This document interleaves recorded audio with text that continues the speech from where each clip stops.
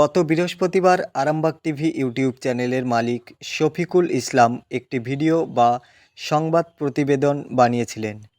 ভিডিওটির টাইটেলে লেখা ছিল হাসিনার কড়া পদক্ষেপ, জামাত নিষিদ্ধ, কিন্তু দেশের স্বার্থে ইস্টবেঙ্গলকে কেন নিষিদ্ধ করা হবে না। তার ঠিক পরের দিন শুক্রবার কুণাল ঘোষ অরূপ চক্রবর্তী নামের একজন ফেসবুক ব্যবহারকারীর একটি পোস্ট শেয়ার করেছেন এবং লিখেছেন, সাহস হয় কী করে ইস্টবেঙ্গলকে এই কথা বলার। মোহনবাগান সমর্থক হিসেবে প্রতিবাদ করছি, ইউটিউবারের স্বাধীনতার নামে এই বাড়াবাড়ি চলতে পারে না।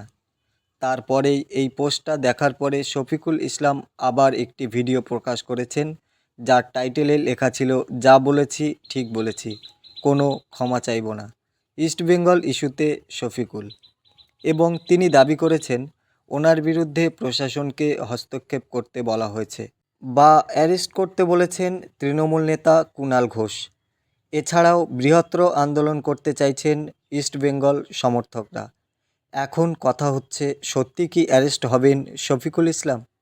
ভারতের সংবিধান অনুযায়ী প্রত্যেক নাগরিকের অধিকার আছে তার নিজস্ব মতামত জানানোর। বাক স্বাধীনতা প্রত্যেকের আছে। সেক্ষেত্রে কোনো সমাজ, জাতি, ধর্মকে আঘাত করা হয় তবে আইন অনুযায়ী পদক্ষেপ করা যাবে।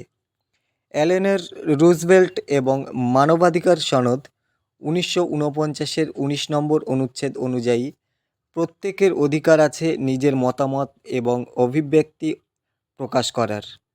এই অধিকারের মধ্যে অন্তর্ভুক্ত থাকবে নিজের স্বাধীন চেতায় কোনো বাধা ব্যতীত অটল থাকা, পুরো বিশ্বের যে কোনো মাধ্যম থেকে যে কোনো তথ্য অর্জন করা বা কোথাও সে তথ্য বা চিন্তা জ্ঞাপন করার অধিকার। এখন আপনারাই বলুন, শফিকুল ইসলামকে আইনের আওতায় আনা উচিত হবে কিনা, বা আনা হলেও কিছু করতে পারবে কিনা। আমি ব্যক্তিগতভাবে এটার প্রতিবাদ জানালাম, তবে শান্তি বিঘ্নিত হবে এমন কোনো পদক্ষেপ করা উচিত নয়, কারণ সবাইকেই আইনের উপর ভরসা রাখতে হবে।